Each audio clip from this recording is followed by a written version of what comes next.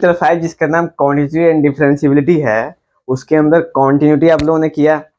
अब जाना कि कॉन्टिन्यूटी का मतलब क्या होता है, ठीक है। उसके बाद डिफरेंशियबिलिटी किया, यानी कि जिसको कहते हैं डिफरेंशिएशन, और उसमें डी बाई डी एक्स किया होगा, क्वेश्चन किया है ना, ठीक। उसके बाद टर्म आता है आपका ये क्या कहते हैं नेक्स्ट चैप्टर, जिसका नाम है एप्लीकेशन ऑफ डेरिवेटिव्स, यानी उस कॉन्टिन्यूटी और डिफरेंशियबिलिटी में से केवल डिफरेंशियबिलिटी यानी डिफरेंशिएशन का प्रयोग करना है आपको, किसमें, एप्लीकेशंस ऑफ डेरिवेटिव्स में। नाम ही पता चलता है एप्लीकेशन ऑफ डेरिवेटिव्स है। इसमें 4-5 कैरेक्टर्स हैं, मतलब 4-5 पॉइंट्स या प्रॉपर्टी जिसके बेसिस पे हमको ये डी बाई डी एक्स करना है। वो कौन कौन से है? तो पहला है आपका रेट ऑफ चेंज, ठीक है। रेट ऑफ चेंज कहने का मतलब है जैसे कि नहीं, रेट ऑफ चेंज का मतलब है जब भी हम किसी को टाइम से डिवाइड करते हैं फिजिक्स की भाषा में, तो उसको बोलते हैं रेट। लेकिन एप्लीकेशन ऑफ डेरिवेटिव्स में जब हम किसी का डी बाई डी एक्स करते हैं तो इसको बोलते हैं इसमें रेट। अब रेट ऑफ चेंज कहने का सीन होता क्या है, मान चलो कोई ऑब्जेक्ट है जो एक्स डिस्टेंस मूव किया, तो बताओ कि किसी और के रिस्पेक्ट में इसने कितना डिस्टेंस मूव किया। तो हम जैसे मान चलो एक्स डिस्टेंस मूव किया, वाई के रिस्पेक्ट में निकालना है, D by D x. Clear हुआ? तो ये जो सीन है वो है रेट ऑफ चेंज वाले, ठीक है। इसके बारे में जानना है, इसमें से जानते हैं 1 से 2 क्वेश्चंस आप लोगों के पेपर में पूछता है बस। एक पूछेगा आपको एक डेढ़ नंबर वाले में, और एक पूछेगा आपको 4-5 नंबर वाले, पर उतना खतरनाक नहीं रहेगा, ठीक है। बशर्ते अगर आप लोग अपना दिमाग क्रिस्टल क्लियर रखेंगे तो, क्योंकि वो क्वेश्चन आसान होगा और कहीं आपका दिमाग काम नहीं किया मौके पे तो दिक्कत हो सकती है, ठीक है। तो अपने आप को एकदम शांत रखेंगे।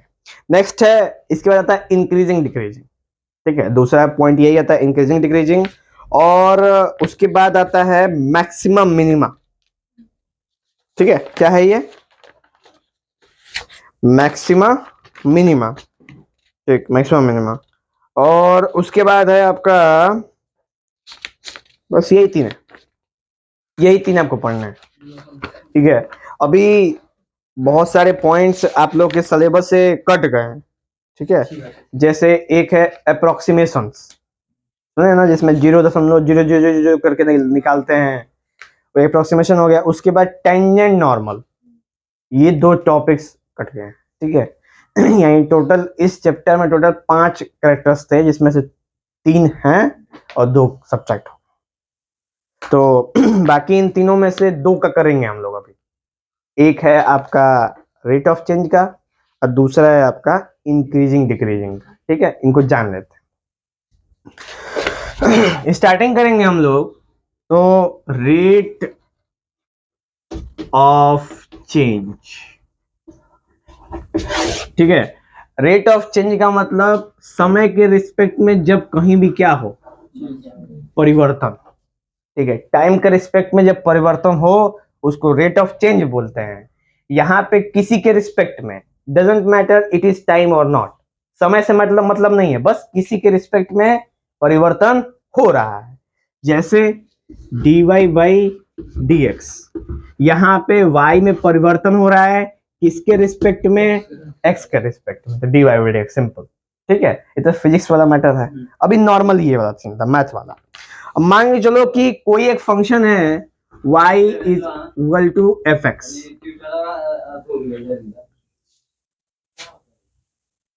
अभी ना पाए बंद कर उसको, बोले सर। ये तो हम लोग रेट से नहीं चेक करना था हम लोग को ना, रेट वाला मैटर था कि लेट कर लो एक फंक्शन है y is equal to F X, ठीक है।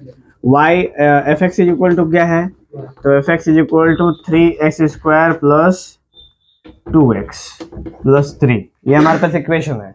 हमको क्या करना है, हमको इसका रेट निकालना है, ठीक है। रेट का मतलब जैसे मान चलो कि ये फंक्शन क्या है, तो ये फंक्शन है आपका एरिया मान, ठीक है। और हमको निकालना है rate of change of area निकालना है, ठीक है। तो rate of change of area क्या करेंगे, तो हम इसको क्या कर देंगे, डी बाई डी एक्स कर देंगे। तो अभी तो यहाँ पे डी बाई डी एक्स ही करेंगे ना, क्योंकि हमको इसमें एक्स का वेरिएबल दिया हुआ है, टी का वेरिएबल देगा तो टी से करेंगे, तो टाइम हो जाएगा, वो आपके समझ के ऊपर है, ठीक है। तो dA by dx क्या हो जाएगा फिर? अब ये हो जाएगा 6x और प्लस 2 आ गया ये, तो ये निकल गया। अब स्पेसिफिक क्या कर देगा ना, तो पूछ देगा at x is equal to 3 पे निकालो कि rate of change of area कितना है। तो जब d by dx हुआ है ना, dA by dx यहाँ पे ऐसे लिख देंगे और यहाँ पे लिख देंगे क्या 3, ऐसे तरीका है इसको लिखने का। और यहाँ पे लिख देंगे 6 इंटू 3 प्लस 2 कितना हो जाएगा 20। समझ में आया कुछ? x की वैल्यू डाल देंगे। हाँ, वो x का वैल्यू जो मेंशन होगा उसके अंदर प्लेस कर देंगे तो आपको पता चलेगा रेट ऑफ चेंज है क्या। तो अभी तो ये एक सिंगल हमने रेट ऑफ चेंज की बात करी ना।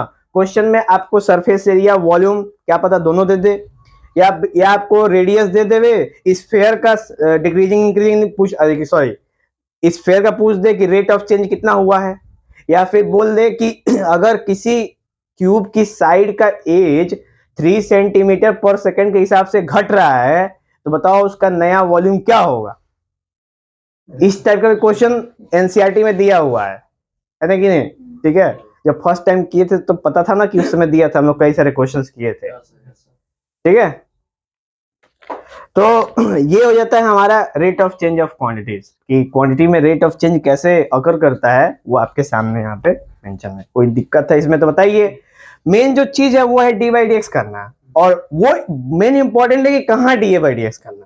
ठीक है, मान लो कि इसी पे वो मेन इंपॉर्टेंट पॉइंट कैसे पता चलता है, how do you know that where do we put that D by D X, it depend on your experience. ठीक है, कि आपने कितना ज्यादा क्वेश्चन प्रैक्टिस किया इस पे डिपेंड करता है कि कहाँ पे वो डी बाई डी एक्स लगाना है।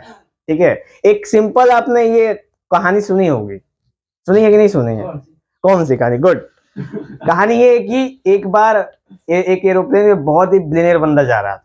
ठीक है, और उसका एरोप्लेन खराब हो गया। बहुत सारे इंजीनियर आए और उसको देखे प्लेन को, और प्लेन स्टार्ट होने का नाम ही नहीं है, रनवे पे खड़ा है और उस बंदे को जाना है।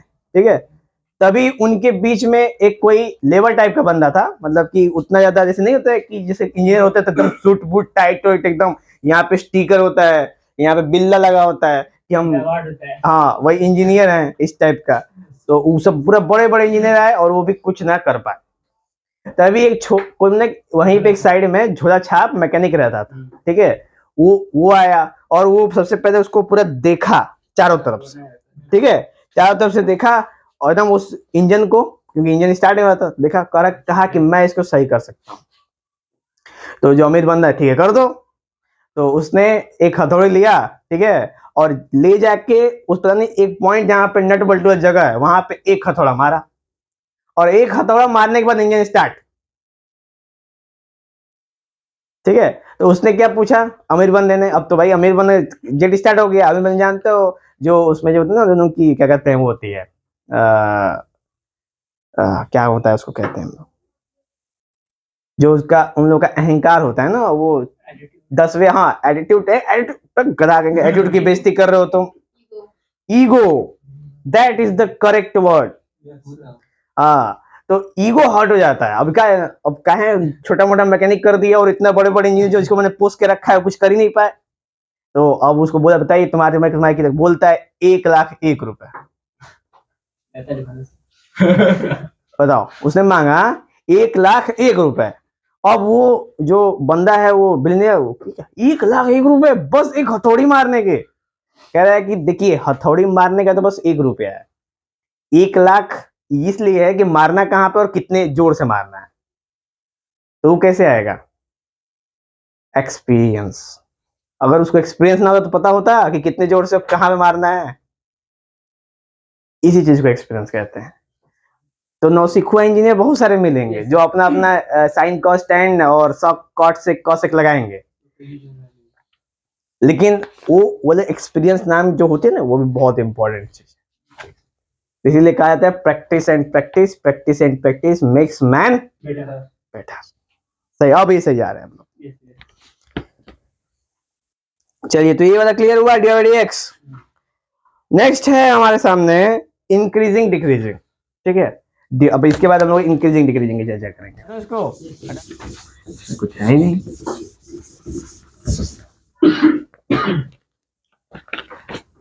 देखिए इंक्रीजिंग डिक्रीजिंग में क्या है, इंक्रीजिंग डिक्रीजिंग। देखिए इंक्रीजिंग डिक्रीजिंग जो है कंडीशन फंक्शन का, उसको हम लोग दो पार्ट में डिवाइड करते हैं, ठीक है। मतलब यही फंक्शन को, एक को क्या कहेंगे हम लोग, एक को कहेंगे हम लोग इंक्रीजिंग और दूसरे को डिक्रीजिंग, मान लो बीच में स्पेस है। अब इसमें भी एक और पार्ट है, क्या नाम है इसका, स्ट्रिक्टली इंक्रीजिंग,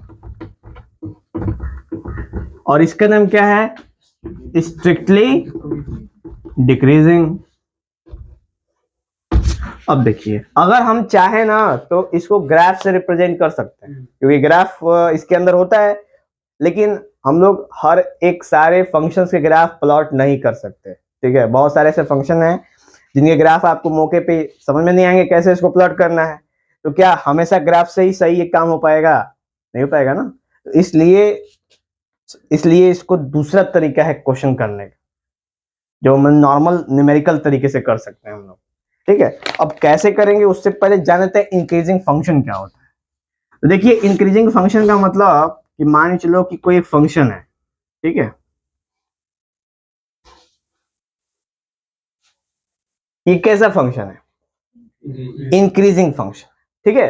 क्यों, क्योंकि आप देख रहे हो ना बढ़ रहा है, फिर वो लिनियर गया, फिर कांस्टेंट, फिर बढ़ रहा है, कांस्टेंट, फिर बढ़ रहा है, यानी इस पूरे यहां से लेके यहां तक के पॉइंट में ये क्या हो रहा है, इंक्रीज ही हो रहा है। डजेंट मैटर कि कुछ जगह बीच बीच में कांस्टेंट भी है, इसको बोलते हैं इंक्रीजिंग फंक्शन, ठीक है। अब स्ट्रिक्टली इंक्रीजिंग क्या है, स्ट्रिक्टली इंक्रीजिंग का मतलब एकदम 100% इंक्रीजिंग हो, ठीक है। तो उसका ग्राफ कैसे बनता है, तो वो ग्राफ है आपका ये इंक्रीजिंग है, कहीं पे भी कांस्टेंट है नहीं, हर पॉइंट पे क्या है इंक्रीजिंग, ये तो इसको बोलते हैं स्ट्रिक्टली इंक्रीजिंग।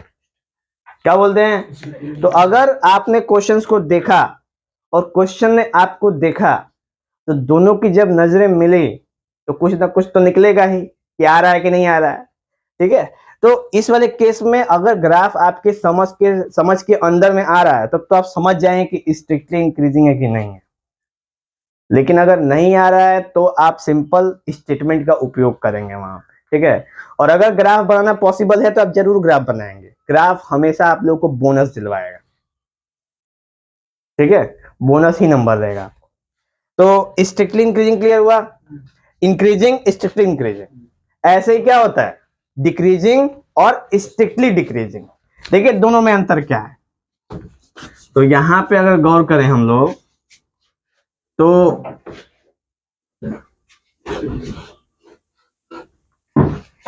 ये देख रहे हैं, ये क्या सीन है, इस हाँ डिक्रीजिंग का सीन है, ठीक है। देख रहे हो ना कि कांस्टेंट घटा, कांस्टेंट घटा, कांस्टेंट घटा, पर ओवरऑल देखो तो घट रहा है, ठीक है, तो इसको डिक्रीजिंग कहेंगे।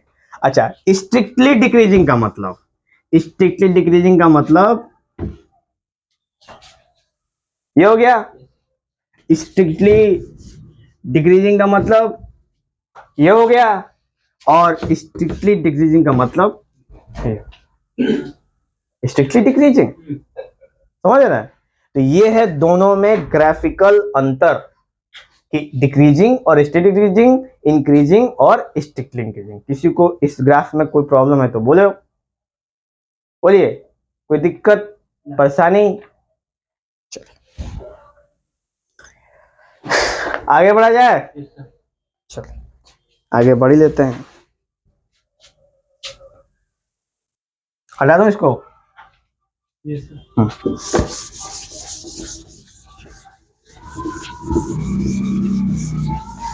देखिए अब दोनों में केस, इन दोनों में भी केस है और इन दोनों में भी केस, उन केसेस को देख लेते हैं।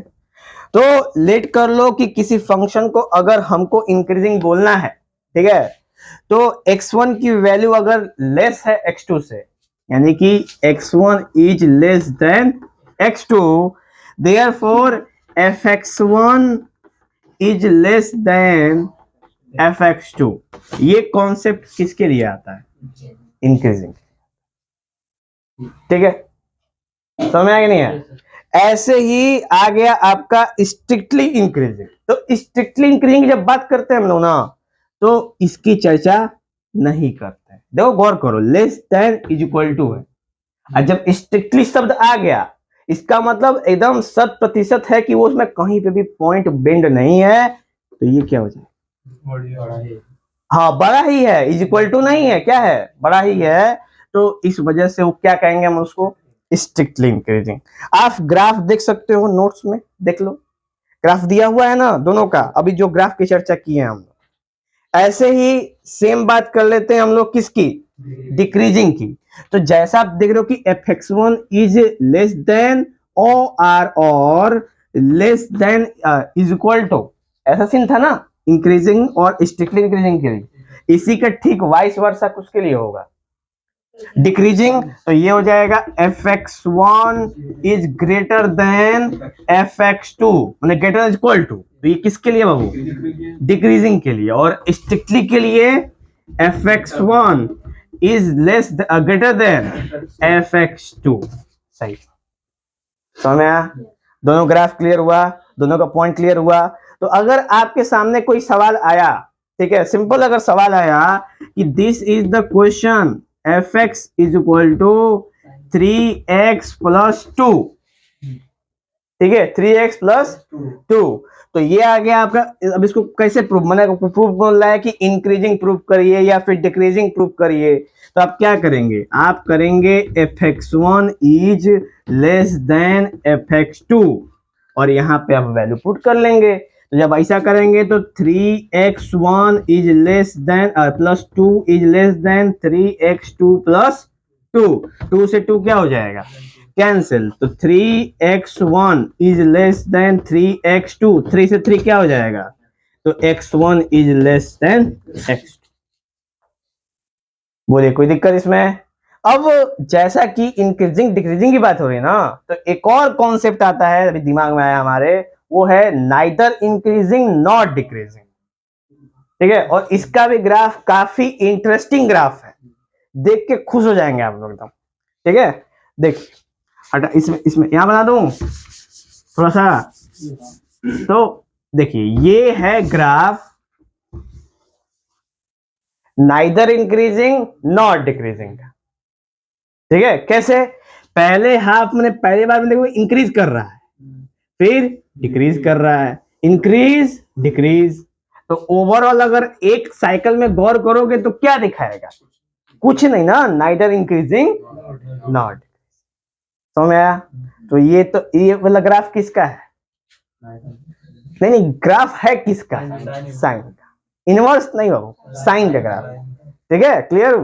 तो समझ लीजिए कि कुछ ट्रिग्नोमेट्रिक फंक्शन का भी यहाँ पे रोल हो सकता है कि आपके क्वेश्चंस को आसान कर देवे। चलिए, नेक्स्ट है, नेक्स्ट पॉइंट जो लिखा है आप देख लो, increasing and decreasing function at xo यानी x नॉट। तो अभी हमने जो फॉर्मूले की चर्चा करी उसी को बिल्कुल कॉम्प्राइज तरीके से यहाँ पे लिखा हुआ है। ठीक है, नेक्स्ट है, जब हम टेस्ट करेंगे इंक्रीजिंग डिक्रीजिंग और कांस्टेंट फंक्शन का, ये क्लियर हुआ? आगे बढ़ा जाए। ये अब ये समझ में आया, तो इसके बाद अब टेस्टिंग की जाएगी। टेस्ट के लिए तैयार है? रेडी है कि नहीं रेडी है? हटा दें?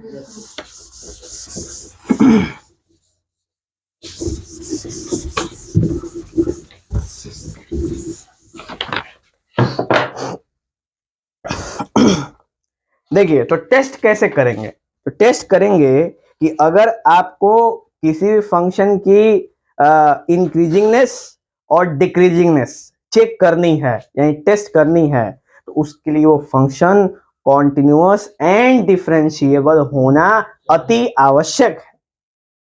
दिमाग में रखिएगा, अगर किसी भी फंक्शन का इंक्रीजिंग डिक्रीजिंग हमको टेस्ट करना है, तो उस फंक्शन का कॉन्टिन्यूटी और डिफरेंशिएबिलिटी होना आवश्यक है। कहां पे? एक जो फिक्स इंटरवल गिवन हो।